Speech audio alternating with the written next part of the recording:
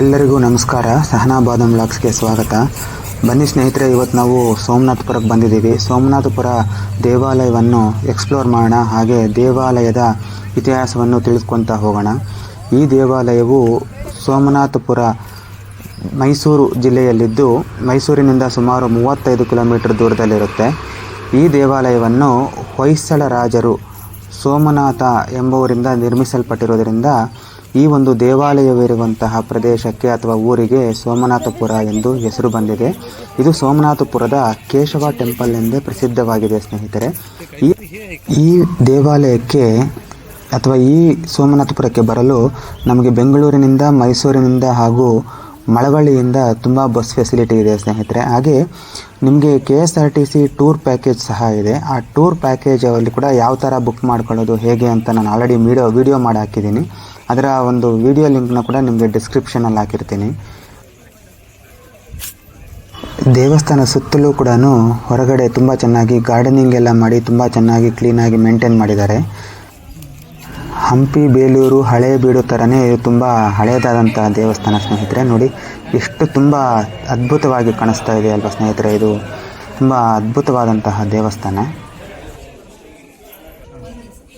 ನೋಡಿ, ಈ ದೇವಸ್ಥಾನ ಕಟ್ಟಿಸಿ ಇಲ್ಲಿಗೆ 752 ವರ್ಷ ಆಗಿದೆ ಅಂತ ಹೇಳಿದ್ರೆ 13ನೇ ಶತಮಾನದ 1268ರಲ್ಲಿ ಈ ದೇವಸ್ಥಾನವನ್ನ ಸೋಮನಾಥ ಅಂತೇಳಿ ಕಟ್ಟಿಸ್ತಾರೆ.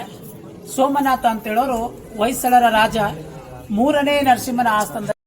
ನಾವು ಒಳಭಾಗಕ್ಕೆ ಹೋದ್ರೆ ಅಲ್ಲಿ 3 ಸಪ್ರೇಟ್ ದೇವಸ್ಥಾನಗಳು ಅಂತ ಹೇಳಿದ್ರೆ ಗರ್ಭಗುಡಿಗಳಿದೆ. 3 ಕೂಡ ವಿಷ್ಣುವಿಗೆ ಸಂಬಂಧಪಟ್ಟಿರುವಂತದ್ದು. ಆದ್ರೆ ಯಾವುದ್ರಲ್ಲೂ ಕೂಡ ಪೂಜೆಗಳಾಗ್ಲಿ ಪುನಸ್ಕಾರಗಳಾಗಲಿ ಏನು ನಡೆಯೋದಿಲ್ಲ. ಕಾರಣ ಏನಪ್ಪಾ ಅಂತ ಹೇಳಿದ್ರೆ ಈ ದೇವಾಲಯದ ಮೇಲೆ 2 ಬಾರಿ ಮುಸ್ಲಿಂ ರಾಜರುಗಳ ದಾಳಿಗಳಾಗುತ್ತವೆ. 1311 ಮತ್ತೆ 1326ರಲ್ಲಿ. ಈ 1311ರಲ್ಲಿ ದೆಹಲಿಯ ಸುಲ್ತಾನ ಅಲ್ಲಾವುದ್ದೀನ್ ಖಿಲ್ಜಿಯವನ ದಂಡನಾಯಕ ಮಲ್ಲಿಕ್ ಕಾಫರ್ ಅಂತೇಳಿ, ಈಗಿನ ಹಳೆಬೀಡನಾಗಿನ ಕಾಲದಲ್ಲಿ ದ್ವಾರ ಸಮುದ್ರ ಅಂತೇಳಿ ಕರಿತಿದ್ರು. ಅದು ಹೊಯ್ಸಳರ ರಾಜಧಾನಿ ಆಗಿತ್ತು. ಆ ರಾಜಧಾನಿಯ ಮೇಲೆ ದಾಳಿ ಮಾಡ್ತಾರೆ. ದಾಳಿ ಮಾಡಿ ಅಲ್ಲಿನ ಐಶ್ವರ್ಯವನ್ನು ದೋಚ್ಕೊಂಡು ಹೋಗುವಂತ ಸಮಯದಲ್ಲಿ ಮಾರ್ಗ ಮಧ್ಯೆ ಆನ್ ದ ವೇ ಅವರು ಈ ದೇವಸ್ಥಾನ ಕೂಡ ಲೂಟಿ ಮಾಡ್ಕೊಂಡು ಹೋಗ್ತಾರೆ. ಮತ್ತೆ 2ನೇ ಬಾರಿ 1326ರಲ್ಲಿ ಮೊಹಮ್ಮದ್ ಬಿನ್ ತುಘಲಕ್ ಅಂತೇಳಿ ಅವರು ನೇರವಾಗಿ ದ್ವಾರ ಸಮುದ್ರದ ಮೇಲೆ ದಾಳಿ ಮಾಡ್ತಾರೆ. ಅಲ್ಲಿನ ಮಹಾರಾಜ 3ನೇ ವೀರಬಲ್ಲಾಳ ಅಂತೇಳಿ ಅವರನ್ನ ಮೋಸದಿಂದ ಸೋಲಿಸ್ತಾರೆ. ಹಾಗೆ ಸೋಲಿಸಿ ಅಲ್ಲಿನ ಎಲ್ಲ ಐಶ್ವರ್ಯವನ್ನ ಸುಮಾರು 1000 ಆನೆ, ಒಂಟೆ, ಕುದುರೆಗಳ ಮೇಲೆ ತಿಂಗಳಾನುಗಟ್ಟಲೆ ದೋಚ್ಕೊಂಡು ಹೋದ್ರು ಅಂತ ಹೇಳ್ತಾರೆ. ಆ ಸಮಯದಲ್ಲೂ ಕೂಡ ಅವರು ಆನ್ ದ ವೇ ಮಾರ್ಗ ಮಧ್ಯೆ ಈ ದೇವಸ್ಥಾನ ಲೂಟಿ ಮಾಡ್ಕೊಂಡು ಹೋಗ್ತಾರೆ. ಹಾಗೆ ಲೂಟಿ ಮಾಡಿದಂತ ಸಮಯದಲ್ಲಿ ಒಳಗಡೆ ಪೂಜೆ ಮಾಡ್ತಿದ್ದಂತ ಮೂಲ ವಿಗ್ರಹಗಳನ್ನ, ಮುಖ್ಯ ವಿಗ್ರಹಗಳನ್ನ ಹೊಡೆದಾಕ್ಬಿಡ್ತಾರೆ. ಹಿಂದೂಗಳ ಸಂಪ್ರದಾಯದ ಪ್ರಕಾರ ನಾವು ಹೊಡೆದೋಗಿರೋದನ್ನ, ಮುರಿದೋಗಿರೋದನ್ನ ಪೂಜೆ ಮಾಡ್ತಾ ಇರೋದ್ರಿಂದ ಈ ದೇವಸ್ಥಾನದಲ್ಲಿ ಯಾವುದೇ ರೀತಿಯ ಪೂಜೆಗಳಾಗ್ಲಿ ಅಥವಾ ಪುನಸ್ಕಾರಗಳಾಗಲಿ ನಡೆಯೋದಿಲ್ಲ. ಇದೊಂದು ಮ್ಯೂಸಿಯಂ ಇದ್ದ ಹಾಗೆ. ಅವರು ಈ ದೇವಸ್ಥಾನವನ್ನ ಕಟ್ಟಲಿಕ್ಕೆ ಬಳಸಿದಂತ ಕಲ್ಲುಗಳಿದೆಯಲ್ಲ, ನಾವಿದನ್ನ ಬಳಪದ ಕಲ್ಲು ಅಂತ ಹೇಳ್ತೀವಿ. ನಾವು ಸೋಪ್ ಸ್ಟೋನ್ ಅಥವಾ ಸಾಫ್ಟ್ ಸ್ಟೋನ್ ಅಂತ ಹೇಳ್ತಾರೆ. ಇದನ್ನ ವೈಜ್ಞಾನಿಕವಾಗಿ ಸೈಂಟಿಫಿಕ್ ಆಗಿ ಹೇಳುವಾಗ ಕ್ಲೋರೋಟೆಕ್ಸಿಸ್ಟ್ ಅಂತ ಹೇಳ್ತೀವಿ. ಯಾಕೆ ಅವರು ಈ ಕಲ್ಲುಗಳನ್ನ ಬಳಸ್ತಾರೆ ಅಂತ ಹೇಳಿದ್ರೆ, ಈ ಬಳಪದ ಕಲ್ಲಿನ ಒಂದು ವಿಶೇಷ ಗುಣ ಏನಪ್ಪಾ ಅಂತ ಹೇಳಿದ್ರೆ, ಅದು ಭೂಮಿಯ ಒಳಭಾಗದಲ್ಲಿ ಅಥವಾ ಕೋರೆಯಲ್ಲಿರುವಾಗ ಸ್ಮೂತ್ ಆಗಿರುತ್ತೆ. ಇದನ್ನ ಹೊರಗಡೆ ತೆಗೆದು ಗಾಳಿ, ಬೆಳಕು, ಬಿಸಿಲು ಒಂದು ವಾತಾವರಣಕ್ಕೆ ಬಿಟ್ಟರೆ ಅದು ಗಟ್ಟಿ ಆಗ್ತಾ ಹೋಗ್ತದೆ. ಹೊಯ್ಸಳರು ಅವ್ರ ದೇವಸ್ಥಾನಗಳಲ್ಲಿ ಶಿಲ್ಪ ಕಲೆಗಳಿಗೆ ಹೆಚ್ಚಿನ ಮಾನ್ಯತೆಯನ್ನ, ಪ್ರಿಫರೆನ್ಸ್ ಅನ್ನ ಕೊಡೋದ್ರಿಂದಾಗಿ ಅವರು ಬಳಪದ ಕಲ್ಲಲ್ಲಿ ದೇವಸ್ಥಾನಗಳನ್ನ ಕಟ್ಟಿಸ್ತಾರೆ. ಜೊತೆಗೆ ನೋಡಿ, ಈ ದೇವಸ್ಥಾನದ ಸುತ್ತ ಈ ರೀತಿ ನಮಗೆ ಚಿಕ್ಕ ಚಿಕ್ಕ ಗುಡಿಗಳು ಕಾಣಿಸುತ್ತೆ ನೋಡಿ. ಸುತ್ತ ಅವರು ದೇವಸ್ಥಾನ ಕಟ್ಟಿಸಿದ ಸಮಯದಲ್ಲಿ ಇಲ್ಲಿ ಒಟ್ಟು 64 ಸಣ್ಣ ಸಣ್ಣ ಗುಡಿಗಳಿತ್ತು. ಆದ್ರೆ ಈಗ 56 ಉಳ್ಕೊಂಡಿದೆ, 8 ಹೋಗಿದೆ. ಈ ಕಡೆ 4, ಪಕ್ಕದಲ್ಲಿ 4, 8 ಗುಡಿಗಳು ಹೋಗಿದೆ. ಉಳಿದಿರುವಂತ 56 ರೂಮ್ಗಳು ಕೂಡ ಇದೆ. ಆದ್ರೆ ಅದೆಲ್ಲ ಖಾಲಿ ಇದೆ, ಅದ್ರೊಳಗಡೆ ಏನಿಲ್ಲ. ಮುಂಚೆ ಎಲ್ಲ ವಿಗ್ರಹಗಳಿತ್ತು, ರಾಮ, ಕೃಷ್ಣ, ಶಿವ, ಹೀಗೆ ದೇವಾನುದೇವತೆಗಳ ವಿಗ್ರಹಗಳಿತ್ತು. ಆದ್ರೆ ದಾಳಿ ಆದ ಸಮಯದಲ್ಲಿ ಅದರೊಳಗೆ ಇದ್ದಂತ ಎಲ್ಲ ವಿಗ್ರಹಗಳನ್ನ ಹೊಡೆದಾಕಿ ಹಾಳು ಮಾಡ್ತಾರೆ. ಹಾಗಾದ್ರೆ ಅವತ್ತಿನ ಕಾಲದಲ್ಲಿ ಈ ದೇವಸ್ಥಾನಗಳ ಮೇಲೆ ಯಾವ ಕಾರಣಕ್ಕೋಸ್ಕರ ದಾಳಿಗಳಾಗ್ತಿತ್ತಪ್ಪ ಅಂತ ಹೇಳಿದ್ರೆ, ಅವತ್ತಿನ ಕಾಲದಲ್ಲಿ ನಮ್ಮಲ್ಲಿ ಬ್ಯಾಂಕ್ಗಳ ವ್ಯವಸ್ಥೆ ಇರಲಿಲ್ಲ. ಸಾರ್ವಜನಿಕರು ತಮ್ಮ ದೇವಸ್ಥಾನಗಳನ್ನ ಬ್ಯಾಂಕ್ ತರ ಉಪಯೋಗಿಸ್ಕೊಳ್ತಿದ್ರು. ಅವರಲ್ಲಿ ಹೆಚ್ಚಿಗೆ ಹಣಕಾಸನ್ನ, ಚಿನ್ನ, ಒಡವೆನ ಅಥವಾ ಏನೇ ಒಂದು ಒಡವೆ ವಸ್ತುಗಳನ್ನ ತಂದು ದೇವಸ್ಥಾನ ಇಡ್ತಾ ಇದ್ರು. ಇಲ್ಲಿನ ಮುಖ್ಯ ಅರ್ಚಕರುಗಳನ್ನ ಧರ್ಮದರ್ಶಿಗಳು ಅಂತೇಳಿ ಕರೀತಿದ್ರು. ಅವರು ಅದರ ಸಂಪೂರ್ಣ ಒಂದು ಜವಾಬ್ದಾರಿಯನ್ನು ತಗೊಳ್ತಿದ್ರು. ಈ ಒಂದು ವಿಚಾರ ಉತ್ತರ ಭಾರತದಿಂದ ದಕ್ಷಿಣ ಭಾರತದ ಕಡೆಗೆ ದಾಳಿ ಮಾಡುವಂತ ಮುಸ್ಲಿಂ ರಾಜರುಗಳಿಗೆ ಗೊತ್ತಾಯ್ತು. ಯಾಕಪ್ಪ ಅಂತ ಹೇಳಿದ್ರೆ, ಅವ್ರು ಯಾರು ಕೂಡ ಅವರ ಸಾಮ್ರಾಜ್ಯವನ್ನ ವಿಸ್ತರಣೆ ಮಾಡ್ಕೊಳ್ಳೋಕೆ ಅಂತೇಳಿ ಬಂದವರಲ್ಲ. ಅವರೆಲ್ಲ ಪ್ರೊಫೆಷನಲ್ ಲೂಟರ್ಸ್. ನೀವು ಕೂಡ ಕೇಳ್ಬೋದು, ಏನ್ರಿ ಹಳೆಬೀಡಿಲಿಂದ 160-170 ಕಿಲೋಮೀಟರ್ ದೂರ ಇದೆ, ಅಲ್ಲಿಗೆ ಹೋದ್ರೆ ಇಲ್ಲಿಗೆ ಏನಕ್ಕೆ ಬಂದ್ರು ಅಂತ ಹೇಳಿದ್ರೆ ಅವ್ರಿಗೆ ಗೊತ್ತಾಯ್ತು ಹಳೆಬೀಡನ್ನ ಯಾವಾಗ ಲೂಟಿ ಮಾಡಿದ್ರು ಎಲ್ಲಾ ದೇವಸ್ಥಾನದಲ್ಲಿ ಸಂಪತ್ತಿದೆ, ದುಡ್ಡಿದೆ, ಹಣಕಾಸಿದೆ ಅಂತೇಳಿ. ಹಾಗಾಗಿ ಅವ್ರು ಏನ್ ಮಾಡ್ತಾರೆ, ಅಲ್ಲಿಂದ ಡೆಲ್ಲಿಗೆ ವಾಪಸ್ ಹೋಗುವಾಗ ಆನ್ ದ ವೇ ಎಷ್ಟು ದೇವಸ್ಥಾನಗಳು ಸಿಗುತ್ತೆ ಅಷ್ಟು ದೇವಸ್ಥಾನಗಳನ್ನು ಲೂಟಿ ಮಾಡ್ಕೊಂಡು ಹೋಗ್ತಾರೆ. ಒಂದು ಅಂದಾಜಿನ ಪ್ರಕಾರ ಅವ್ರು ಡೆಲ್ಲಿ ತಲುಪೋಷ್ಟೊತ್ತಿಗೆ ಸುಮಾರು 4,000 ದೇವಸ್ಥಾನಗಳನ್ನ, 1-2 ಅಲ್ಲ 4,000 ದೇವಸ್ಥಾನಗಳನ್ನ ಲೂಟಿ ಮಾಡ್ತಾರೆ. ಅದರಲ್ಲಿ ಇದು ಕೂಡ ಒಂದು. ಅವರೇನು ಇದೇ ದೇವಸ್ಥಾನ ಲೂಟಿ ಮಾಡ್ಲಿಕ್ಕೆ ಅಲ್ಲಿಂದ ಬಂದವರಲ್ಲ. ಹಾಗೆ ಲೂಟಿ ಮಾಡಿದಾಗ ಏನಾಯ್ತು, ಒಳಗಡೆ ಅವ್ರಿಗೆಲ್ಲ ಸಿಕ್ತು, ಏನೆಲ್ಲ ಬೇಕಾದೆಲ್ಲ ಸಿಕ್ತು, ನಂತರ ಹೊರಗಡೆ ಹುಡುಕ್ತಾರೆ. ಆದ್ರೆ ಇದ್ಯಾವುದು ಕೂಡ ಮುಖ್ಯ ದೇವಸ್ಥಾನಗಳಲ್ಲ. ಇದೊಂದು ಜಸ್ಟ್ ಲೈಕ್ ಕಾಂಪೌಂಡ್, ಇದು ನಾವು ಸುತ್ತಾಲಯ ಅಂತ ಹೇಳ್ತೀವಿ. ಅದ್ರೊಳಗಡೆ ಎಲ್ಲ ವಿಗ್ರಹಗಳಿತ್ತು, ಬೇರೆ ಬೇರೆ ದೇವತೆಗಳದ್ದು. ಆದ್ರೆ ಅದರಲ್ಲಿ ಏನು ಒಡವೆ ವಸ್ತ್ರಗಳನ್ನ ಇಡೋದಾಗ್ಲಿ ಜೋಡಿಸೋದಾಗ್ಲಿ ಏನು ಮಾಡ್ತಾ ಇರ್ಲಿಲ್ಲ. ಅವರೆಲ್ಲ ಹೋಗಿ ಹುಡುಕಿದ್ರು, ಅವ್ರಿಗೇನು ಸಿಗ್ಲಿಲ್ಲ. ಆ ಒಂದು ಕೋಪ, ನಿರಾಸೆ, ಸಿಟ್ಟಲ್ಲಿ ಅದ್ರೊಳಗಡೆ ಇದ್ದಂತ ಎಲ್ಲ ವಿಗ್ರಹಗಳನ್ನ ಹೊರದಾಕಿ ಹಾಳು ಮಾಡ್ತಾರೆ. ಹಾಗಾಗಿ ಇವತ್ತು ಎಲ್ಲಾ ರೂಮ್ಗಳು ಕೂಡ ಖಾಲಿ ಇದೆ. ಜೊತೆಗೆ ನೋಡಿ, ಮುಂಚೆ ಎಲ್ಲ ಇದಕ್ಕೆ ಈ ಬಾಗಿಲುಗಳೇ ಇರಲಿಲ್ಲ. ಈಗ ಒಂದ್ 2 ವರ್ಷ ಆಯ್ತು ಇದಕ್ಕೆ ಡೋರ್ಗಳನ್ನ ಹಾಕಿ. ಯಾಕಪ್ಪ ಅಂತ ಹೇಳಿದ್ರೆ ಬರೋ ಟೂರಿಸ್ಟ್ ಎಲ್ಲ ಒಳಗಡೆ ಕೂತ್ಕೊಳ್ಳೋದು, ಕಿರ್ಚಾಡೋದು, ಗಲಾಟೆ ಮಾಡೋದು, ಬರೋ ಟೂರಿಸ್ಟ್ಗೆ ತೊಂದರೆ ಆಗೋದು. ಜೊತೆಗೆ ಅವ್ರ ಕಸ ಕಡ್ಡಿಗಳೆಲ್ಲ ಅಲ್ಲ ಹಾಕೋದು. ಒಂದು 50 ವರ್ಷ ಹೇಳ್ತು ಡಿಪಾರ್ಟ್ಮೆಂಟ್ ಈ ತರ ಎಲ್ಲ ಮಾಡಬೇಡಿ ಅಂತೇಳಿ, ಯಾರು ಕೇಳಲಿಲ್ಲ.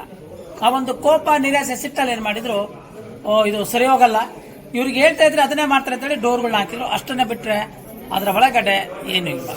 ನೋಡಿ, ಆಗ್ಲೇ ನಾನು ನಿಮ್ಗೆ ಹೇಳಿದ್ದು ಬಳಪದ ಕಲ್ಲಲ್ಲಿ ಕಟ್ಟಿರಂತೇಳಿ. ಜೊತೆಗೆ ಈ ದೇವಾಲಯ ಒಂದೇ ಬಂಡೆ ಅಥವಾ ಒಂದೇ ಕಲ್ಲಲ್ಲಿ ಕೊಡದಿರುವಂತದ್ದಲ್ಲ. ಇಲ್ಲಿ ಲಕ್ಷಾಂತರ ಪೀಸಸ್ಗಳಿದೆ ನೋಡಿ, ನಮ್ಗೆ ಗೊತ್ತಾಗ್ತದೆ. ಇದನ್ನ ಜೋಡಿಸಿರುವಂತ ವ್ಯವಸ್ಥೆಗೆ ನಾವು ಇಂಟರ್ಲಾಕಿಂಗ್ ಸಿಸ್ಟಮ್ ಅಂತ ಹೇಳ್ತೀವಿ. ಏನಿದೆ ಇಂಟರ್ಲಾಕಿಂಗ್ ಸಿಸ್ಟಮ್ ಅಂತ ಹೇಳಿದ್ರೆ, ಮೊದಲು ದೊಡ್ಡ ದೊಡ್ಡ ಬಂಡೆಗಳನ್ನ ತರ್ತಾ ಇದ್ರು, ನಂತರ ಈ ರೀತಿ ಚಿಕ್ಕ ಚಿಕ್ಕ ಪೀಸಸ್ಗಳನ್ನ ಮಾಡ್ತಿದ್ರು. ಒಂದು ಪೀಸಲ್ಲಿ ಹೋಲ್ ಮಾಡ್ತಾರೆ, ಮತ್ತೊಂದು ಪೀಸಲ್ಲಿ ರಾಡ್ ಟೈಪ್ ಮಾಡಿ ಫಿಕ್ಸ್ ಮಾಡ್ತಾರೆ. ಯಾವುದೇ ಈ ಬಾಂಡಿಂಗ್ ಏಜೆಂಟ್ಗಳನ್ನ, ಸಿಮೆಂಟ್ ಆಗಲಿ ಅಥವಾ ಕಬ್ಬಣಗಳನ್ನಾಗ್ಲಿ ಏನೇನು ಬಳಸ್ತಾನೆ, ಇಡೀ ದೇವಾಲಯವನ್ನ ಅವರು ಕೇವಲ ಇಂಟರ್ಲಾಕಿಂಗ್ ಸಿಸ್ಟಮ್ ಅಲ್ಲಿ ಫಿಕ್ಸ್ ಮಾಡ್ತಾರೆ. ಇವತ್ತು ಕೂಡ ನಾವು ಈ ದೇವಸ್ಥಾನವನ್ನ ಸಂಪೂರ್ಣವಾಗಿ ಬಿಚ್ಚಿ ಮತ್ತೆ ಜೋಡಿಸಬಹುದು. ಅಲ್ಲಿ ಮೇಲೆ ಕಳಸ ಇದೆಯಲ್ಲ, ಕಳಸದಿಂದ ಒಂದೇ ತೆಗಿತಾ ಒಂದೇ ದೇವಸ್ಥಾನ ಕಳಚ ಹಾಕ್ಬೋದು, ಮತ್ತೆ ಜೋಡಿಸಬಹುದು. ಈ ಒಂದು ವ್ಯವಸ್ಥೆಯಲ್ಲಿ ಅವ್ರ ದೇವಸ್ಥಾನ ಕಟ್ತಾರೆ. ನಾವು ಇದನ್ನ ಇಂಟರ್ಲಾಕಿಂಗ್ ಸಿಸ್ಟಮ್ ಅಂತ ಹೇಳ್ತೀವಿ. ಈ ದೇವಸ್ಥಾನದ ಸುತ್ತ ಈ ರೀತಿಯ ಲೈನ್ಗಳಿದೆ, ನಾವೇನು ಪಟ್ಟಿಗೆಗಳು ಅಂತ ಹೇಳ್ತೀವಿ. ಮೊದಲನೇ ಸಾಲಲ್ಲಿ ಆನೆಗಳಿದೆ, 2ರಲ್ಲಿ ಕುದುರೆ, 3ನೇ ಸಾಲಲ್ಲಿ ಹೂಬಳ್ಳಿಗಳು, ಈ 4ನೇ ಸಾಲಲ್ಲಿ ರಾಮಾಯಣ, ಮಹಾಭಾರತ, ಭಾಗವತ, ಪುರಾಣ ಕಥೆಗಳನ್ನ ಮಾಡಿದ್ದಾರೆ. ಈ ಸಾಲಿನಲ್ಲಿ ದೇವಾನುದೇವತೆಗಳ ವಿಗ್ರಹಗಳಿದೆ, ರಾಮ, ಕೃಷ್ಣ, ಶಿವ. ಹೀಗೆ ಇಲ್ಲಿ ಸಿಂಹಗಳನ್ನ ಮಾಡಿದ್ದಾರೆ. ಕೊನೆಯ ಸಾಲಿನಲ್ಲಿ ಮಿಥುನ ಶಿಲ್ಪಗಳು, ಕಾಮಸೂತ್ರದ ಗೊಂಬೆಗಳನ್ನು ಕೂಡ ಮಾಡಿ ತೋರಿಸಿದ್ದಾರೆ. ಸಾಮಾನ್ಯವಾಗಿ ನಾವು ವಿಷ್ಣು ಅಂತ ಹೇಳಿದ್ರೆ ಶೇಷ ಶಯನ ಅಂತ ಹೇಳ್ತೀವಿ.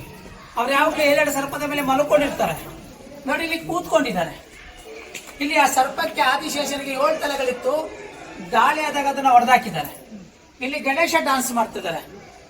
ಈ ದೇವಸ್ಥಾನದಲ್ಲಿ ಸುಮಾರು ಒಂದು 65ರಿಂದ 70 ವರ್ಷಗಳಷ್ಟು ಕಾಲ ಪೂಜೆ ನಡೆಯುತ್ತೆ. ಯಾಕಂತಂದ್ರೆ ದೇವಸ್ಥಾನ ಕಟ್ಟಿಸಿದ್ದು 1268ರಲ್ಲಿ, 1326ವರೆಗೂ ಕೂಡ ಪೂಜೆ ಆಗುತ್ತೆ. ಆ ಸಮಯದಲ್ಲಿ ಒಳಗಡೆ ದೇವರಿಗೆ ಅಭಿಷೇಕ ಮಾಡ್ತಿದ್ದಂತ ನೀರು ಇದರ ಮುಖಾಂತರ ಹೊರಗಡೆ ಬರ್ತಾ ಇತ್ತು. ಇದು ಇಲ್ಲಿಂದ ಒಳಗಡೆಗೆ ಒಟ್ಟು 13 ಅಡಿ ಉದ್ದ ಇದೆ. ಒಂದೇ ಕಲ್ಲಲ್ಲಿ ಮಾಡಿದ್ದಾರೆ, ಯಾವುದೇ ಬೇರೆ ಬೇರೆ ಪೀಸಸ್ಗಳನ್ನ ಜೋಡಿಸಿಲ್ಲ. ಇದನ್ನ ನಾವು ಮಕರ ಪ್ರಣಾಳ ಅಂತ ಹೇಳ್ತೀವಿ. ಮಕರ ಅಂತ ಹೇಳಿದ್ರೆ ಸಂಸ್ಕೃತದಲ್ಲಿ ಮೊಸಳೆ ಅಂತೇಳಿ, ಪ್ರಣಾಳ ಅಂತ ಹೇಳಿ ನಾವೇನು ಟ್ಯೂಬ್ ಅಥವಾ ಡ್ರೈನೇಜ್ ಅಂತ ಹೇಳ್ತೀವಲ್ಲ ಹಾಗೆ. ನೋಡಿ, ಇಲ್ಲೊಂದು ಪ್ರಾಣಿ ಇದೆ, ಎಲ್ಲ ಬನ್ನಿ ಈ ಕಡೆ ಗೊತ್ತಾಗ್ತದೆ. ಇದೊಂದು ವಿಶೇಷವಾದ ಪ್ರಾಣಿ, ನಾವ್ ಇದನ್ನ ಮಕರ ಅಂತ ಹೇಳ್ತೀವಿ. ಮಕರ ಅಂದ ತಕ್ಷಣ ಅಲ್ಲಿ ಅವ್ರಿಗೆ ಕಾಣಿಸಲ್ಲ, ಇಲ್ಲಿ ಬಾ ಕೆಳಗಡೆ. ಮಕರ ಅಂತ ಹೇಳಿದ್ರೆ ಸರ್, ನೀವು ಸ್ವಲ್ಪ ಈ ಕಡೆ ಬಂದ್ರಿ ಸರ್. ಅದಕ್ಕೆ ಮಕರ ಅಂತ ಹೇಳಿದ್ರೆ ನಾನು ಹೇಳಿದೆ ಮೊಸಳೆ ಅಂತ ಹೇಳಿದ್ದು, ಮೊಸಳೆ ಅಲ್ಲ, ಇದೊಂದು ಕಾಲ್ಪನಿಕ ಪ್ರಾಣಿ. 7 ಪ್ರಾಣಿಗಳನ್ನ ಸೇರಿಸಿ ಒಂದು ಪ್ರಾಣಿ ಮಾಡ್ತಾರೆ. ನೋಡಿ, ಆನೆ ಸೊಂಡಿಲು, ಮೊಸಳೆ ಬಾಯಿ, ಕೋತಿ ಕಣ್ಣು, ಹಸು ಕಿವಿ, ಹಂದಿ ದೇಹ, ಸಿಂಹದ ಕಾಲು, ನವಿಲಿನ ಬಾಲವನ್ನ ಮಾಡಿದ್ದಾರೆ. ಈ ಆನೆ ಸೊಂಡಿಲು ಎಂತ ಒಂದು ತೂಕವಾದ ವಸ್ತುನಾದ್ರೂ ಕೂಡ ಅದು ಕಿತ್ತು ಬಿಸಾಕ್ತದೆ. ಹಾಗೆ ಮೊಸಳೆ ಯಾವುದೇ ಪ್ರಾಣಿ ನಡ್ಕೊಂಡು ತುಂಬಾ ಗ್ರಿಪ್ ಆಗಿ ಇಟ್ಕೊಳ್ಳುತ್ತೆ. ಕೋತಿ ಕಣ್ಣು ತುಂಬಾ ತೀಕ್ಷ್ಣ ಇರುತ್ತೆ, ಸುಮಾರು 1 ಕಿಲೋಮೀಟರ್ ದೂರದಲ್ಲಿ ಒಂದು ಹಣ್ಣನ್ನ, ಅದು ಹಣ್ಣ ಅಥವಾ ಕಾಯಿ ಅಂತೇಳಿ ಅದು ಕೂತಲ್ಲೇ ಗೊತ್ತು ಮಾಡುತ್ತೆ. ಹಸು ಕಿವಿ ತುಂಬಾ ಚುರುಕಾಗಿರುತ್ತೆ, ಒಂದು ಸಣ್ಣ ಶಬ್ದನಾದ್ರೂ ಕೂಡ ಕೇಳಿಸ್ಕೊಳ್ಳುತ್ತೆ. ಹಂದಿಯ ದೇಹ ತುಂಬಾ ಬಲಿಷ್ಠವಾಗಿರುತ್ತೆ. ಯಾಕಪ್ಪ ಅಂತಂದ್ರೆ ನಾವು ಹಂದಿ ದೇಹಕ್ಕೆ ಗುಂಡು ಹೊಡೆದ ಬೇಗ ಸಾಯಲ್ಲ, ಕಿವಿ ಗುಂಡು ಹೊಡೆದ್ರೆ ಸಾಯ್ತದೆ. ಹಾಗೆ ಸಿಂಹ ಯಾವುದೇ ಒಂದು ಪ್ರಾಣಿ ನಡ್ಕೊಂಡ್ರೆ ಆ ಪ್ರಾಣಿಯ ಜೀವ ಹೋಗೋವರೆಗೂ ಬಿಡಲ್ಲ, ಅದು ಕನ್ಫರ್ಮ್ ಆಗ್ಬೇಕು ಆ ಪ್ರಾಣಿ ಸತ್ತೋಗಿದೆ ಅಂತೇಳಿ, ಅಲ್ಲಿವರೆಗೂ ಬಿಡಲ್ಲ. ನವಿಲಿನ ಬಾಲ ಅತ್ಯಂತ ಸುಂದರವಾಗಿರುತ್ತೆ ಅಂತ ಹೇಳಿದ್ರೆ, ಹೊಯ್ಸಳರ ಪ್ರಕಾರ ಒಬ್ಬ ರಾಜ ಆಗೋನ್ಗೆ ಇಷ್ಟೆಲ್ಲ ಲಕ್ಷಣಗಳು ಇರಬೇಕು ಅಂತೇಳಿ. ಒಬ್ಬ ರಾಜ ಆಗೋನು ಆನೆಯಷ್ಟು ಬಲಶಾಲಿ ಆಗಿರ್ಬೇಕು, ಅವನು ತನ್ನ ಆಯುಧಗಳ ಮೇಲೆ ಹಿಡ್ತಾ ಮೊಸಳೆಯ ಬಾಯಿಯಷ್ಟು ಬಿಗಿಯಾಗಿರ್ಬೇಕು, ಕಣ್ಣಿನ ದೃಷ್ಟಿ ಕೋತಿ ಕಣ್ಣಿನಷ್ಟು ತೀಕ್ಷ್ಣವಾಗಿರ್ಬೇಕು, ಅವನು ಹಸು ಕಿವಿಯಷ್ಟು ಚುರುಕಾಗಿರ್ಬೇಕು, ದೇಹ ಹಂದಿಯ ದೇಹದಷ್ಟು ಬಲಿಷ್ಠವಾಗಿರಬೇಕು. ಅವನು ತನ್ನ ವೈರಿಗಳ ಮೇಲೆ ಇಟ್ಕೊಳ್ಳುತ್ತ ಹಿಡಿತ ಸಿಂಹದ ಕಾಲಿನಷ್ಟು ಬಿಗಿಯಾಗಿರಬೇಕು. ಇವೆಲ್ಲದರ ಜೊತೆಗೆ ಅವನ ಮನಸ್ಸು ಮಾತ್ರ ನವಿಲಿನ ಬಾಲದಷ್ಟು ಸುಂದರವಾಗಿರ್ಬೇಕು ಅಂತ ಹೇಳ್ತಾರೆ. ಯಾಕಪ್ಪ ಅಂತ ಹೇಳಿ ಇಷ್ಟೆಲ್ಲ ಲಕ್ಷಣಗಳಿದ್ದು ಕೂಡ ಅವ್ರ ಮನಸ್ಸು ಕೆಟ್ಟಾಗಿದ್ರೆ ಅವ್ರು ಕ್ರೂರಿ ಆಗ್ಬಿಡ್ತಾರೆ, ಸಮಾಜಕ್ಕೆ ಕಂಟಕ ಆಗ್ಬಿಡ್ತಾರೆ. ಹಾಗಾಗಿ ಅವರ ಮನಸ್ಸು ನವಿಲಿನ ಬಾಲದಷ್ಟು ಸುಂದರವಾಗಿರ್ಬೇಕು ಅಂತ ಹೇಳ್ತಾರೆ. ಹಾಗೆ ನೋಡಿ, ಈ ಸಾಲಲ್ಲಿ ಹಂಸ ಪಕ್ಷಿ ಇದೆ. ಹಂಸ ಪಕ್ಷಿ ಬ್ರಹ್ಮನ ವಾಹನ. ಇಲ್ಲಿ ವಿಷ್ಣುವಿನ ದಶಾವತಾರದಲ್ಲಿ ಇದು 6ನೇ ಅವತಾರ ಪರಶುರಾಮ ಅವತಾರ. ಕೈಯಲ್ಲಿ ಕೊಡ್ಲಿ ಇಟ್ಕೊಂಡಿದ್ರೆ ಕೊಡ್ಲಿನ ಹೊಡೆದಾಕಿದ್ದಾರೆ. ಇದು ಅವರ 7ನೇ ಅವತಾರ ಶ್ರೀರಾಮನ ಅವತಾರ. ಕೈಯಲ್ಲಿ ಬಿಲ್ಲು ಮತ್ತೆ ಬಾಣವನ್ನು ತೋರಿಸ್ತೀವಿ, ನಾವೇನು ಕೋದಂಡರಾಮ ಅಂತ ಹೇಳ್ತೀವಿ. ಹಾಗೆ ಇಲ್ಲಿ ಮತ್ತೊಂದು ವಿಷ್ಣುವಿನ ವಿಶೇಷವಾದಂತ ವಿಗ್ರಹ ಇದೆ. ನಾವಿದನ್ನ ಯೋಗ ನಾರಾಯಣ ಅಂತ ಹೇಳ್ತೀವಿ. ಇದಕ್ಕೆ ವಿಶೇಷ ಅಂತ ಹೇಳಿದ್ರೆ, ನಾವೆಲ್ಲೂ ಕೂಡ ವಿಷ್ಣು ತಪಸ್ಸಿ ಕೂತ್ಕೊಂಡಿರ್ತಾರ, ಧ್ಯಾನ ಮುದ್ರಲಿರೋದನ್ನ ನೋಡಲ್ಲ. ಶಿವನನ್ನ ಮಾತ್ರ ನೋಡ್ತೀವಿ. ಯಾಕಪ್ಪ ಅಂತ ಹೇಳಿದ್ರೆ ಶಿವ ಯೋಗಕ್ಕೆ ಅಧಿಪತಿ. ಅಲ್ಲಿ ವಿಷ್ಣು ಇದ್ದಾರೆ.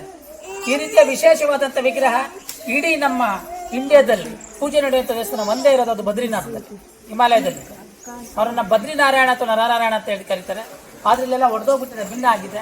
ಹಾಗಾಗಿ ಇಲ್ಲಿ ಪೂಜೆ ನಡೆಯುತ್ತೆ ಅಂತ ಹೇಳಿದ್ರೆ, ಈ ಭಂಗಿಯಲ್ಲಿರುವಂಥ ವಿಗ್ರಹ ಅಂದ್ರೆ ಪೂಜೆ ನಡೆಯುವಂಥ ದೇವಸ್ಥಾನ ಇಡೀ ಇಂಡಿಯಾಕ್ಕೆ ಒಂದೇ ಇರೋದು.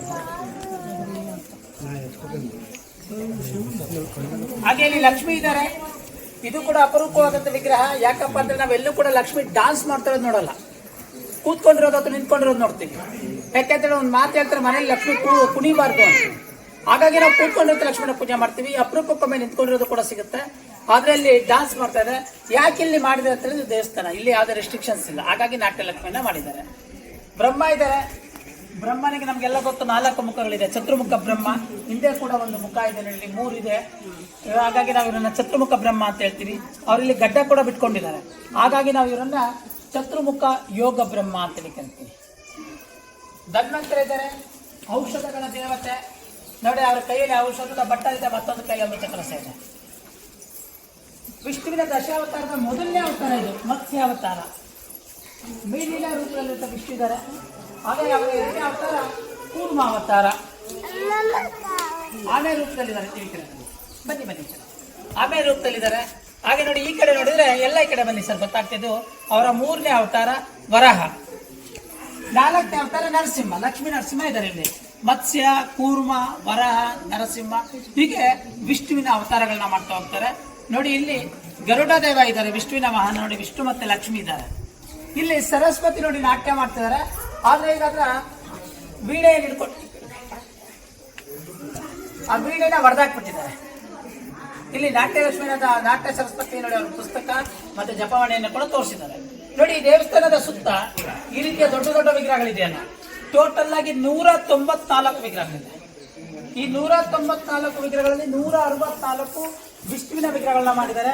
ಯಾಕಪ್ಪ ಅಂತ ಹೇಳಿದ್ರೆ, ದೇವಸ್ಥಾನ ಅವರಿಗೆ ಸಂಬಂಧಪಟ್ಟಿದೆ. ಹಾಗಾಗಿ ಅವ್ರಿಗೆ ಹೆಚ್ಚಿನ ಮಾನ್ಯತೆಯನ್ನು ಪ್ರಿಫರೆನ್ಸ್ ಅನ್ನ ಕೊಟ್ಟಿದ್ದಾರೆ. ಸಾಮಾನ್ಯವಾಗಿ ನಾವು ವಿಷ್ಣು ಅಂತ ಹೇಳಿದ್ರೆ ಯಾವಾಗಲೂ ಕೈಯಲ್ಲಿ ಶಂಖ, ಚಕ್ರ, ಗದಾ, ಪದ್ಮಗಳನ್ನ ನೋಡ್ತೀವಿ. ಇಲ್ಲಿ ಬೇರೆ ಬೇರೆ ರೀತಿಯ ಆಯುಧಗಳನ್ನ ಕೂಡ ಮಾಡಿ ತೋರಿಸಿದ್ದಾರೆ. ಇದೆಲ್ಲ ಶಿಲ್ಪಿಗಳ ಕಲ್ಪನೆ. ಯಾಕಂತ 164 ಬರೀ ವಿಷ್ಣುನೇ ಮಾಡಿದಾರಲ್ಲ, ಸ್ವಲ್ಪ ಚೇಂಜಸ್ ಇರಲಿ ಅಂತೇಳಿ. ಹಾಗೆ ನೋಡಿ, ಇಲ್ಲಿ ಸ್ವಲ್ಪ ಈ ಕಡೆ ಬರಲಪ್ಪ ಮಕ್ಕಳುಗಳು. ಇಲ್ಲೊಂದು ಕಾಡಿನ ದೃಶ್ಯ ತೋರಿಸಿದ್ದಾರೆ. ಕಾಡು ಅಂತ ಹೇಳಿ, ಆ ಕಾಡಲ್ಲಿ ಏನೆಲ್ಲ ಇರ್ತದೆ ಅಂತೇಳಿ ನೋಡಿ. ಕಾಡಿನ ಒಳಗಡೆ ಒಂದು ನದಿ ಇದೆ. ಆ ನದಿಯ ಒಳಗಡೆ, ನದಿಯಲ್ಲಿ ಏನೆಲ್ಲ ಇದೆ ಅಂತ ಹೇಳಿದ್ರೆ, ಕಪ್ಪೆ, ಮೊಸಳೆ, ಮೀನು, ಆಮೆ, ಹಾವು. ನೋಡಿ, ಇಷ್ಟೇ ಎಷ್ಟು ಚಿಕ್ಕ ಜಾಗದಲ್ಲಿ ಆ ಎಲ್ಲ ಜಲಚರಗಳನ್ನ ಮಾಡಿದ್ದಾರೆ. ಇಲ್ಲೊಂದೆರಡು ಕೋತಿಗಳಿದೆ. ಹಾಗೆ ಇಲ್ಲೊಂದು ಇಲಿಗೆ ಓಡೋಗ್ತಾ ಇದೆ. ಆನೆ ಇದೆ. ಬೆಟ್ಟ ಗುಡ್ಡಗಳು, ಮರ ಗಿಡಗಳು, ಕೋತಿಗಳು, ನವಿಲು, ಹಸು. ನೋಡಿ, ಇಷ್ಟೆಷ್ಟು ಚಿಕ್ಕ ಜಾಗದಲ್ಲಿ ಆ ಎಲ್ಲ ಜಲಚರಗಳನ್ನ ಮಾಡಿ ತೋರಿಸಿದ್ದಾರೆ. ನಾವು ಪ್ಲಾಸ್ಟಿಕ್ ಅಲ್ಲೂ ಅಥವಾ ಪೇಪರ್ ಎಲ್ಲ ಮಾಡಿದ್ರು ಕೂಡ ಇಷ್ಟೊಂದು ಅದ್ಭುತವಾಗಿ ಮಾಡಲ್ಲ. ಸುಮಾರು 750 ವರ್ಷಗಳಷ್ಟಿಂದ ಯಾವುದೇ ಒಂದು ಇನ್ಸ್ಟ್ರೂಮೆಂಟ್ಸ್ ಇಲ್ಲದಾಗ ನಮ್ಮ ಆವತ್ತಿನ ಕಾಲದಲ್ಲೇ ಇದನ್ನೆಲ್ಲ ಮಾಡಿ ತೋರಿಸಿದ್ದಾರೆ. ಹಾಗೆ ನೋಡಿ, ದೇವಸ್ಥಾನದ ಜಗಲಿ ಇದೆಯಲ್ಲ, ಇದು ನಕ್ಷತ್ರಾಕಾರವಾಗಿದೆ, ಸ್ಟಾರ್ ಶೇಪ್ ಅಲ್ಲಿ ಇದೆ. ಈ ದೇವಸ್ಥಾನದ ಜಗಲಿ ಮಾತ್ರ ಅಲ್ಲ, ಈ ದೇವಸ್ಥಾನದ ನಾವು ಮೇಲೆಯಿಂದ ಹೋಗಿ ನೋಡಿದ್ರು ಕೂಡ ಇದು ನಮ್ಮ ನಕ್ಷತ್ರಾಕಾರವಾಗಿ ಸ್ಟಾರ್ ಶೇಪ್ ಅಲ್ಲಿ ಕಾಣಿಸ್ತದೆ. ಟೋಟಲ್ ಆಗಿ 36 ಮೂಲೆಗಳು ಬರುತ್ತೆ ನಮಗೆ ಸುತ್ತ.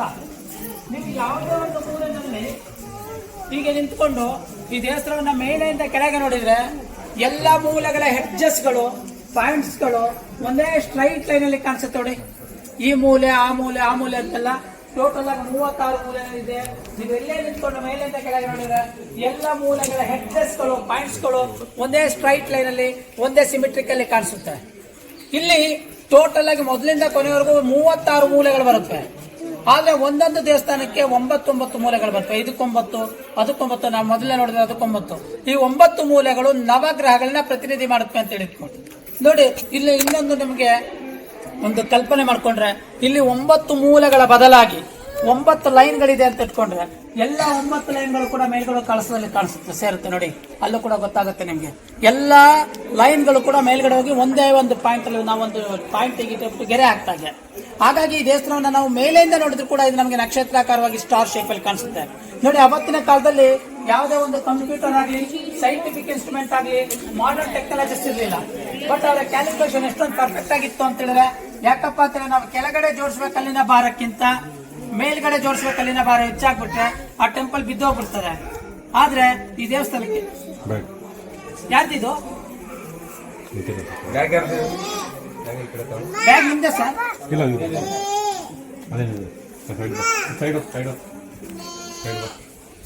ಯಾವುದೇ ಒಂದು ನಾನು ಹೇಳಿದ್ದಲ್ಲ, ಕೆಳಗಡೆ ಕಲ್ಲಿನ ಭಾರ ಜಾಸ್ತಿ ಕಡಿಮೆ ಇಟ್ಬಿಟ್ಟು ಮೇಲ್ಗಡೆ ಕಲ್ಲಿನ ಭಾರ ಜಾಸ್ತಿ ಆಗ್ಬಿಟ್ಟು ಅದು ಬಿದ್ದೋಗ್ಬಿಡ್ತದೆ. ಆದ್ರೆ ದೇವಸ್ಥಾನಕ್ಕೆ 750 ವರ್ಷ ಆಗಿದೆ, ಆದ್ರೂ ಕೂಡ ಏನೂ ಆಗಿಲ್ಲ ಅಂತ ಹೇಳಿದ್ರೆ ಅವರ ಒಂದು ಕ್ಯಾಲ್ಕುಲೇಷನ್ ಅಷ್ಟೊಂದು ಪರ್ಫೆಕ್ಟ್ ಆಗಿ ಅಕ್ಯುರೇಟ್ ಆಗಿತ್ತು ಅಂತ ಗೊತ್ತಾಗುತ್ತೆ. ಈ ಕಡೆ ಹಾಗೆ ನೋಡಿ, ಇಲ್ಲಿ ವಿಷ್ಣು ಮತ್ತೆ ಲಕ್ಷ್ಮಿ ಇದ್ದಾರೆ. ತುಂಬಾ ಸುಂದರವಾದಂತ ವಿಗ್ರಹ ನೋಡಿ. ಇಲ್ಲಿ ಲಕ್ಷ್ಮಿ ವಿಷ್ಣು ತೊಡೆ ಮೇಲೆ ಕುತ್ಕೊಂಡಿದ್ದಾರೆ. ಅವರವರ ಕಾಲನ್ನ ಕಮಲದವನ ಮೇಲೆ ಇಟ್ಕೊಂಡಿದ್ದಾರೆ. ಅವರ ಕಾಲಿನ ಭಾರ ಕೆಳಗಡೆ ಹೂ ಒಂದ್ ಕಡೆಗೆ ಬೆಂಡ್ ಆಗ್ತೇನೆ. ಆ ಸಮಯದಲ್ಲಿ ಒಂದು ಆನೆ ಬಂದ್ಬಿಟ್ಟು ಅದು ಬೆಂಡ್ ಆಗದ ನಂತರ ಅದು ಸೊಳ್ಳೆ ನೋಡಿ ಸಪೋರ್ಟ್ ಮಾಡಿ. ಆ ಶಿಲ್ಪಿಯ ಕಲ್ಪನೆ ಎಷ್ಟೊಂದು ಅದ್ಭುತವಾಗಿದೆ ನೋಡಿ. ಈ ದೇವಸ್ಥಾನ ಕಟ್ಲಿಕ್ಕೆ ಒಟ್ಟು ಎಷ್ಟು ದಿನ ತಗೊಂಡಿರ್ಬೋದು? ಎಷ್ಟು ವರ್ಷ ಅಂತ ಹೇಳಿ ಸರ್? ದಿನ ಅಂದ್ರೆ ಆಯ್ತು, ಎಷ್ಟು ವರ್ಷ ತಗೊಂಡಿರ್ಬೋದು? 68 ವರ್ಷ ತಗೊಳ್ತಾರೆ. ಆಗಿರುತ್ತೆ ಸರ್, ಆಗಿರುತ್ತೆ. ನಾವು ಅಲ್ಲಿ ಮುಂದೆ ಬರುವಾಗ ಆ ಶಾಸನ ಇದೆಯಲ್ಲ, ಆ ಶಾಸನದ ಪ್ರಕಾರ 68 ವರ್ಷ 500ಕ್ಕಿಂತ ಹೆಚ್ಚು ಜನ ಶಿಲ್ಪಿಗಳು, ಅಲ್ಲಿ ಹೆಲ್ಪರ್ಸ್ಗಳು ಲೆಕ್ಕಕ್ಕಿಲ್ಲ. ನಾವೇನ್ ಮೇಲ್ ಆರ್ಟಿಸ್ಟ್ ಅಂತ ಹೇಳ್ತೀವಿ, 500 ಜನ ಶಿಲ್ಪಿಗಳು, ಅದಕ್ಕಿಂತ ಹೆಚ್ಚಿಗೆ ಶಿಲ್ಪಿಗಳು ಕೆಲಸ ಮಾಡಿದ್ದಾರೆ. ಅದರಲ್ಲಿ ಕೆಲವರಿಗೆ ಓದು ಬರಹ ಗೊತ್ತಿತ್ತು, ಬರವಣಿಗೆ ಗೊತ್ತಿತ್ತು, ಅವರವರ ಹೆಸರುಗಳನ್ನ ಬರ್ಕೊಂಡಿದ್ದಾರೆ. ಇಲ್ಲಿ ನಿಮಗೆ ಗೊತ್ತಾಗ್ತದೆ ಚಾಮೆಯ ಅಂತೇಳಿ, ಈ ಕಡೆ ಬಂದ್ರೆ ಬಾಮೆಯ, ಇಲ್ಲಿ ಬಂದ್ರೆ ಚೌಡಯ್ಯ, ಮಲ್ಲಿಕಮ್ಮ, ಮಸಣತಮ್ಮ ಸುತ್ತ ಇದೆ. ನಾನು ನಿಮಗೆ ಒಂದೊಂದ್ ಕಡೆ ತೋರಿಸ್ತೇನೆ. ಇದೆಲ್ಲ ಶಿಲ್ಪಿಗಳ ಹೆಸರುಗಳು. ಈ ದೇವಸ್ಥಾನಕ್ಕೆ ಸುಮಾರು ಒಂದು 650 ವರ್ಷ ಆದ ರಕ್ಷಣೆ ಇರಲಿಲ್ಲ. ಆಗ ಸಾಕಷ್ಟು ಹಾಳು ಮಾಡಿದ್ದಾರೆ, ಒತ್ಕೊಂಡು ಹೋಗಿದ್ದಾರೆ, ಕಿತ್ಕೊಂಡು ಹೋಗಿದ್ದಾರೆ, ಯಾರಿಗ ಮಾರ್ಕೊಂಡಿದ್ದಾರೆ. ಅದರಿಂದಾಗಿ 1958ರಲ್ಲಿ ಸರ್ಕಾರ ಈ ದೇವಸ್ಥಾನವನ್ನ ರಿನೋವೇಟ್ ಮಾಡಿದ ಸಮಯದಲ್ಲಿ ಎಲ್ಲೆಲ್ಲಿ ಕಿತ್ಕೊಂಡು ಹೋಗಿದೆ ಅದೆಲ್ಲ ರಿಪ್ಲೇಸ್ ಮಾಡಿದೆ ನೋಡಿ. ನಮಗೆ ಗೊತ್ತಾಗುತ್ತೆ ಕಲ್ಲಾರು ಯಾಕೆ ಅಂತ ಹೇಳಿದ್ರೆ 50 ವರ್ಷದ ಹಳೆ ಕಲ್ಲು, 750 ವರ್ಷದ ಹಳೆ ಕಲ್ಲು. ಇಷ್ಟೊಂದು ಡೀಪ್ ವರ್ಕ್ ಇಲ್ಲ. ಅವರೆಲ್ಲ ನಮಗೆ ನೋಡ್ಲಿಕ್ಕೆ ಟಿಬೆಟಿಯನ್ಸ್ ತರ ಕಾಣಿಸ್ತಾರೆ. ಅವತ್ತಿನ ಕಾಲದ ಕೆಲಸ ಇವತ್ತಿನ ಕಾಲದ ಕೆಲಸಕ್ಕೆ ವ್ಯತ್ಯಾಸ ಗೊತ್ತಾಗ್ತದೆ. ಹಾಗೆ ಹಿಂದೆ ಕೂಡ ಅಷ್ಟೇ. ನೀವು ಅಲ್ಲಿ ಕಂಬಗಳನ್ನ ನೋಡಿ, ಈ ಕಂಬಗಳೆಲ್ಲ ಗ್ರನೈಟ್ ಅಲ್ಲಿ ಮಾಡಿದ್ದಾರೆ. ಈ ನೋಡಿ ಸುತ್ತ ನಿಮ್ಗೆ ಎಲ್ಲೆಲ್ಲಿ ಗ್ರಾನೈಟ್ ಇದೆ ಅದೆಲ್ಲ ಸರ್ಕಾರದವ್ರು ರೀಪ್ಲೇಸ್ ಮಾಡಿರುವಂತದ್ದು. ಹೀಗೆ ಬಳಪದ ಕಲ್ಲು ಇದೆಯಲ್ಲ, ಇದು ಒರಿಜಿನಲ್ ಆಗಿ ಅವತ್ತಿನ ಕಾಲದಲ್ಲೇ ಇಟ್ಟಿದ್ದಂಥದ್ದು ನೋಡಿ. ಈ ದೇವಸ್ಥಾನದ ಸುತ್ತ ಒಟ್ಟು 547 ಆನೆಗಳಿವೆ. ಈ 547 ಆನೆಗಳು ಕೂಡ ಒಂದಿರೋ ತರ ಮತ್ತೊಂದಿಲ್ಲ, ಅಲ್ಲೇ ಬೇರೆ ಬೇರೆ ತರ ಇದೆ. ಪ್ರತಿಯೊಂದು ಮೂಲೆಯಲ್ಲಿ ರೀತಿ 2 ಆನೆ ಇದೆ, 2 ಬಾಡಿ ಇದೆ, ಒಂದೇ ಒಂದು ತಲೆ ಇದೆ. ನಾವು 2 in 1 ಅಂತ ಹೇಳ್ತೀವಿ. ನೀವು ಯಾವ ಕಡೆಯಿಂದ ನೋಡಿದ್ರು ಕೂಡ ಇದು ನಿಮ್ಗೆ ಒಂದೇ ಆನೆ ತರ ಕಾಣಿಸ್ತದೆ. ನೀವು ಅಲ್ಲಿ ನಿಂತ್ಕೊಂಡು ನೋಡ್ರಿ ಆನೆ ತಿರ್ಕೊಂಡು ನಿಮ್ಮನ್ನು ಮಾತ್ರ ನೋಡ್ತಾ ಇರೋ ತರ ಕಾಣಿಸುತ್ತೆ. ಮಧ್ಯದಲ್ಲಿ ನಿಂತ್ಕೊಂಡು ನೋಡಿದ್ರೆ ಮಧ್ಯದಲ್ಲಿರೋ ಆನೆ ಮಾತ್ರ ನಿಮ್ಮನ್ನು ನೋಡ್ತಿದೆ ಅಂತ ಕಾಣಿಸುತ್ತೆ. ಮತ್ತೆ ಈ ಕಡೆ ಬಂದು ನಿಂತ್ಕೊಂಡು ಈ ಕಡೆಯಿಂದ ನೋಡಿದ್ರೆ ಈ ಕಡೆ ಆನೆ ಮಾತ್ರ ಈ ಕಡೆ ತಿರ್ಕೊಂಡು ಈ ಕಡೆ ನೋಡ್ತಿದೆ ಅಂತ ಕಾಣಿಸುತ್ತೆ ನೋಡಿ. ಅವತ್ತಿನ ಕಾಲದಲ್ಲಿ 2D 3D ಎಲ್ಲ ಅವ್ರಿಗೆ ಚೆನ್ನಾಗಿ ಗೊತ್ತಿತ್ತು ಅಂತೇಳಿ ಗೊತ್ತಾಗುತ್ತೆ. ನಮ್ಮ ದೇವಸ್ಥಾನದ ಎದುರುಗಡೆ ಒಂದು ಕಂಬ ಇದೆ, ನಾವು ಅದನ್ನ ದೀಪಸ್ತಂಭ ಅಂತ ಹೇಳ್ತೀವಿ. ಒಟ್ಟು 40 ಅಡಿ ಎತ್ತರ ಇದೆ. ಒಂದೇ ಕಲ್ಲಿಗೆ ಮಾಡಿದ್ದಾರೆ, ಯಾವುದೇ ಬೇರೆ ಬೇರೆ ಪೀಸಸ್ಗಳನ್ನ ಮಾಡಿ ಜೋಡಿಸಿಲ್ಲ. ಆದ್ರೆ ಈ ದೇವಸ್ಥಾನದಲ್ಲಿ ಧ್ವಜಸ್ತಂಭ ಇಲ್ಲ. ಧ್ವಜಸ್ತಂಭ ಯಾವತ್ತೂ ಕೂಡ ಮುಖ್ಯ ದೇವರಿಗೆ ನೇರವಾಗಿರುತ್ತೆ, ಮತ್ತೆ ಜೊತೆಗೆ ಪ್ರಿಮಿಸಸ್ ಒಳಗಡೆ ಇರುತ್ತೆ. ಅದಲ್ಲಿದ್ರೆ ಪೂಜೆ ಇದೆ ಅಂತ. ಇಲ್ಲಿ ಯಾವಾಗ ಪೂಜೆ ನಿಲ್ಲಿಸಿದ್ರು ಆ ಸಮಯದಲ್ಲಿ ಯಾರು ಕಿತ್ಕೊಂಡು ಒತ್ಕೊಂಡು ಹೋಗಿದ್ದಾರೆ ಅಥವಾ ಅವರೇ ತೆಗೆದಿಟ್ಟಿದ್ದಾರೆ. ಇಲ್ಲಿ ದೀಪಸ್ತಂಭ ಇಲ್ಲ. ಬನ್ನಿ ಎಲ್ಲ ಒಳಗಡೆ ಬನ್ನಿ, ಮನೆಯಲ್ಲ ಒಳಗಡೆ ಬನ್ನಿ, ಎಲ್ಲ ಬನ್ನಿ. ಬಸ್ ಇಲ್ಲಿ ಕ್ರಾಸಿಗೆ ಬನ್ನಿ ಸ್ವಲ್ಪ ನೋಡಿ. ದೇವಸ್ಥಾನ ಸೈಲೆನ್ಸ್ ಪ್ಲೇಸ್. ಈ ದೇವಸ್ಥಾನದ ಒಳಭಾಗದಲ್ಲಿ ಒಟ್ಟು 18 ಕಂಬಗಳಿದೆ. 18 ಕಂಬಗಳಿದೆ. ಈ ರೀತಿ 16 ಸೀಲಿಂಗ್ಸ್ಗಳಿದೆ, ಒಳಚಾವಣಿಗಳು. ನಾವಿದನ್ನ ಭುವನೇಶ್ವರಿ ಅಂತ ಹೇಳ್ತೀವಿ. ತುಂಬಾ ಸುಂದರವಾದ ಕೆತ್ತನೆ ಕೆಲಸ ಇದೆ ನೋಡಿ. ಇಲ್ಲಿ ಸರ್ಕಲ್ಗಳಿದೆಯಲ್ಲ, ಮೊದಲನೇ ಸರ್ಕಲ್ ಮೇಲೆ ಚಿಕ್ಕ ಚಿಕ್ಕ ವಿಗ್ರಹಗಳಿದೆ. ಅಲ್ಲಿ ಒಟ್ಟು 64 ಜನ ಮೇಡಮ್ ಅಲ್ಲಿ ಬಿಡಿ, ಅವರಿಗೆ 64 ಜನ ವಾದ್ಯಗೋಷ್ಠರಿದ್ದಾರೆ. ಕೆಲವರು ತಾಳ ಬಾರಿಸ್ತಾರೆ, ಕೆಲವರು ಡಾನ್ಸ್ ಮಾಡ್ತಾರೆ, ಹಾಡು ಹೇಳ್ತಾರೆ. ಹೀಗೆ 64 ಜನ ವಾದ್ಯಗೋಷ್ಠರಿದ್ದಾರೆ. ಸೆಕೆಂಡ್ ಸ್ಟೆಪ್ ಅಲ್ಲಿ ಟೆಂಪಲ್ ಸ್ಟ್ರಕ್ಚರ್ಸ್ ಇದೆ, ನಾವೇನು ಗೋಪುರ ಮತ್ತೆ ಶಿಖರ ಅಂತ ಹೇಳ್ತೀವಲ್ಲ ಹಾಗೆ. ಮತ್ತೆ 3 ಲೇಯರ್ ಇದೆ, ಸ್ಟೆಪ್ ಬೈ ಸ್ಟೆಪ್ ಅಲ್ಲಿ ಯು ಶೇಪ್ ಅಲ್ಲಿ ಡಿಸೈನ್ ಮಾಡಿದ್ದಾರೆ. ಇದೆಲ್ಲ ಹಸುವಿನ ಗೊರಸು, ಹಸುವಿನ ಪಾದಗಳ ಡಿಸೈನ್ ಮಾಡಿದ್ದಾರೆ. ಮಧ್ಯಭಾಗದಲ್ಲಿ ನೇತಾಕಿದಾರಲ್ಲ, ಇದೆಲ್ಲ ತಾವರೆ ಹೂವಿನ ಮೊಗ್ಗು, ಅದಿನ್ನು ಚಿಕ್ಕ ಮೊಗ್ಗಾಗಿದೆ. ಇಲ್ಲಿ ನಿಮ್ಗೆ ಹೇಳಿದೆ 16 ಡಿಫ್ರೆಂಟ್ ಸೀಲಿಂಗ್ಸ್ ಇದೆ ಅಂತೇಳಿ. ಒಂದೊಂದು ಸೀಲಿಂಗ್ಸ್ ಎಲ್ಲ ಹೂವಿನ ಒಂದೊಂದು ಪೊಸಿಷನ್ ಇದೆ. ಅದು ಈಗ ಸ್ವಲ್ಪ ದೊಡ್ಡದಾಗ್ತಾ ಇರೋ ತರ ನೋಡಿ. ಇದು ಮೊದಲನೇ ಸ್ಟೇಜು, ಅದಿನ್ನು ಚಿಕ್ಕ ಮೊಗ್ಗಿದೆ. ಅದ್ರ ನಂತರ ನಾವು ಈ ಕಡೆ ಹೋದ್ರೆ ಅದ್ರ ನೆಕ್ಸ್ಟ್ ಸ್ಟೇಜ್ ಇದೆ ನೋಡಿ. ಈಗ ಮೊಗ್ಗು ಸ್ವಲ್ಪ ಡೆವಲಪ್ ಆಗಿದೆ. ನಾವು ಮುಂಚೆ ನೋಡಿದ್ದು ತೀರಾ ಮೊಗ್ಗಿತ್ತು, ಆ ಮೊಗ್ಗು ಇಲ್ಲಿ ಸ್ವಲ್ಪ ಡೆವಲಪ್ ಆಗಿದೆ. ಅದ್ರ ನಂತರ ನಾವು ಈ ಕಡೆ ಬಂದ್ರೆ ಈಗ ನಮಗೆ ಇಲ್ಲಿ ಚೆನ್ನಾಗಿ ಗೊತ್ತಾಗುತ್ತೆ ನೋಡಿ. ಅದು ಸ್ವಲ್ಪ ಓಪನ್ ಆಗಿದೆ, ಅಳ್ಳೋದಕ್ಕೆ ಸ್ಟಾರ್ಟ್ ಆಗಿದೆ. Silence place. ಅಳ್ಳೋದಕ್ಕೆ ಸ್ಟಾರ್ಟ್ ಆಗಿದೆ ನೋಡಿ. ಅದು first stage, second stage, third stage, fourth stage. ಇಲ್ಲಿ ಪೆಟಲ್ಸ್ ಎಲ್ಲ ಓಪನ್ ಆಗಿದೆ. ಅಟ್ಯಾಕ್ ಆದಾಗ ಅದನ್ನೆಲ್ಲ ಹೊಡೆದಾಕಿದ್ದಾರೆ. ಈಗ ಹೂವು ಸ್ವಲ್ಪ ಅಳ್ತಾ ಕೊನೆಯಲ್ಲಿ ಸಂಪೂರ್ಣವಾಗಿ ಅರಳಿರೋದನ್ನು ತೋರಿಸಿದ್ದಾರೆ.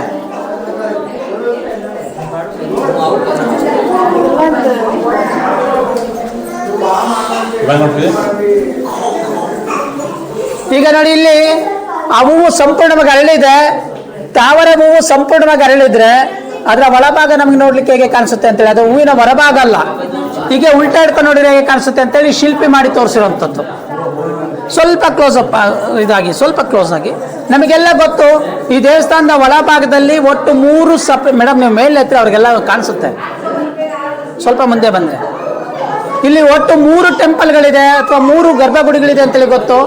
ಈಗ ನಮ್ಮ ಎಡಕ್ಕೆ ಕಾಣಿಸುವಂಥದ್ದು, ನಿಮ್ಮ ಎಡಕ್ಕೆ, ನನ್ನ ಬಲಕ್ಕೆ, ಸ್ವಲ್ಪ ಈ ಕಡೆ ಬನ್ನಿಣ ನೋಡಿ. ಅದು ಕೃಷ್ಣನ ದೇವಸ್ಥಾನ. ನಾವು ವೇಣುಗೋಪಾಲ ಅಂತ ಹೇಳ್ತೀವಿ. ಇಲ್ಲಿ ಕೃಷ್ಣ ಕೊಳಲು ನುಡಿಸ್ತಾರೆ. ಸಾರ್ ಈ ಕಡೆ ಬನ್ನಿ ಸರ್ ಸ್ವಲ್ಪ ಪ್ಲೀಸ್. ಇಲ್ಲಿ ಕೃಷ್ಣ ಕೊಳಲು ನುಡಿಸ್ತಿದ್ದಾರೆ. ಆದರೆ ಅಟ್ಯಾಕ್ ಆದಾಗ ಅದರ ಕೊಳಲನ್ನು ಹೊಡೆದಾಕಿದ್ದಾರೆ. ಅದು ಬಾಯಿಯಿಂದ ತುಟಿಯಿಂದ ಇರಬೇಕಿತ್ತು, ಅದನ್ನ ಹೊಡೆದಾಕಿದ್ದಾರೆ. ಅದು ಸ್ವಲ್ಪ ಡ್ಯಾಮೇಜ್ ಆಗಿದೆ, ಭಿನ್ನ ಆಗಿದೆ. ಆ ಕಾರಣದಿಂದ ಅಲ್ಲಿ ಯಾವುದೇ ರೀತಿಯ ಪೂಜೆಗಳು ನಡೆಯೋದಿಲ್ಲ. ಈಗ ನಮ್ಮ ಎದುರುಗಡೆ ಇರುವಂಥದ್ದು ವಿಷ್ಣು, ನಾವು ಕೇಶವ ಅಂತ ಹೇಳ್ತೀವಿ. ಅವತ್ತಿನ ಕಾಲದಲ್ಲಿ ಇದು ಮುಖ್ಯ ದೇವಸ್ಥಾನ ಆಗಿತ್ತು. ಆದರೆ ಒಳಗಡೆ ಇರುವಂಥ ವಿಗ್ರಹ ಇಲ್ಲೇ ಪ್ರತಿಷ್ಠಾಪನೆ ಮಾಡಿ ಪೂಜೆ ಮಾಡ್ತಿದ್ದಂಥ ಮೂಲ ವಿಗ್ರಹ ಅಲ್ಲ. ಯಾಕಪ್ಪ ಅಂತ ಹೇಳಿದ್ರೆ ಇಲ್ಲಿದ್ದಂಥ ಒರಿಜಿನಲ್ ಸ್ಟ್ಯಾಚ್ಯೂವನ್ನು 1326ರಲ್ಲಿ ಸಂಪೂರ್ಣವಾಗಿ ಹೊಡೆದಾಕ್ಬಿಡ್ತಾರೆ. 1958ರಲ್ಲಿ ಸರ್ಕಾರ ಈ ದೇವಸ್ಥಾನ ತಗೊಂಡಾಗ ಇಲ್ಲಿ ಏನು ಇಲ್ಲದಿರೋ ಕಾರಣದಿಂದ ಹೊರಭಾಗದಿಂದ ತಂದು ಆ ವಿಗ್ರಹನ ಇಟ್ಟಿದ್ದಾರೆ. ಇದು ರೀಪ್ಲೇಸ್ ಮಾಡಿರುವಂಥದ್ದು. ಆದರೆ ಈಗ ನಾವು ನೋಡಬೇಕಾಗಿರೋದು ಇಲ್ಲಿ ತುಂಬ ಇಂಪಾರ್ಟೆಂಟ್ ಆಗಿರುವಂಥ ಸ್ಟ್ಯಾಚ್ಯೂ ನೋಡಿ. ಇದು ನಾವು ಜನಾರ್ದನ ಅಂತ ಹೇಳ್ತೀವಿ. ವಿಷ್ಣುವಿಗೆ 1000 ಹೆಸರುಗಳಿದೆ ಅಂತ ಹೇಳ್ತೀವಲ್ಲ, ಸಹಸ್ರನಾಮ. ಅದರಲ್ಲಿ ಜನಾರ್ದನ ಕೂಡ ಒಂದು ನೋಡಿ. ಇಲ್ಲಿ ರೀತಿಯ ಮಿನಿಯೇಚರ್ ಮಾಡ್ಕೊಳ್ತಾರೆ. ಒಳಭಾಗದಲ್ಲಿ ಕೆತ್ತನೆ ಕೆಲಸ ಮಾಡ್ತಾರೆ. ನಮಗೆಲ್ಲ ಕಡೆ ಅಷ್ಟೇ. ಮೊದಲು ಈ ರೀತಿ ಒಂದು ಮಾಡೆಲ್ ಮಾಡ್ಕೊಂಡು ಒಳಭಾಗದಲ್ಲಿ ಕೆತ್ತನೆ ಕೆಲಸ ಮಾಡಿದ್ದಾರೆ. ಇಲ್ಲಿ ವಿಶೇಷ ಅಂತ ಹೇಳಿದ್ರೆ ನೀವು ಒಳಗಡೆ ಹೋದಾಗ ನೋಡಿ, ಆ ವಿಗ್ರಹವನ್ನ ಎದೆಯ ಭಾಗದಿಂದ ಹೊಟ್ಟೆ, ಎದೆಯಿಂದ ಹೊಟ್ಟೆ, ನೀವು ಇಷ್ಟನ್ನ ಮಾತ್ರ ನೋಡಿದ್ರೆ ಅದು ಹಸುವಿನ ಮುಖದ ರೀತಿ ಕಾಣಿಸುತ್ತೆ, 2 ಕಣ್ಣು ಮತ್ತೆ ಬಾಯಿ ರೀತಿ. ಆದ್ರೆ ಈ ವಿಗ್ರಹದ ಬಲಗಾಲಿನ ಹೆಬ್ಬೆಳಿನ ತುದಿ ಹೊಡೆದೋಗಿದೆ, ಸಣ್ಣ ಡ್ಯಾಮೇಜ್ ಆಗಿದೆ. ಆ ಕಾರಣದಿಂದಾಗಿ ಇಲ್ಲಿ ಯಾವುದೇ ರೀತಿಯ ಪೂಜೆಗಳು ನಡೆಯಲ್ಲ ನೋಡಿ. ಈ ದೇವಸ್ಥಾನದ ಒಳಗೆ ಮತ್ತೆ ಹೊರಗೆ ನಮಗೆ ನೋಡ್ಲಿಕ್ಕೆ ಚಿಕ್ಕದು ಮತ್ತೆ ದೊಡ್ಡದೆಲ್ಲ ಸೇರಿಸಿ ಸುಮಾರು 6000 ವಿಗ್ರಹಗಳಿದೆ. ಹೆಚ್ಚು ಕಡಿಮೆ ನಾವೆಲ್ಲ ನೋಡ್ಕೊಂಡು ಬರ್ತೀವಿ ಅಂತ ಹೇಳಿದ್ರೆ ಒಂದು ದಿವಸ ಯಾವ ಕಡೆಗೂ ಸಾಕಾಗಲ್ಲ.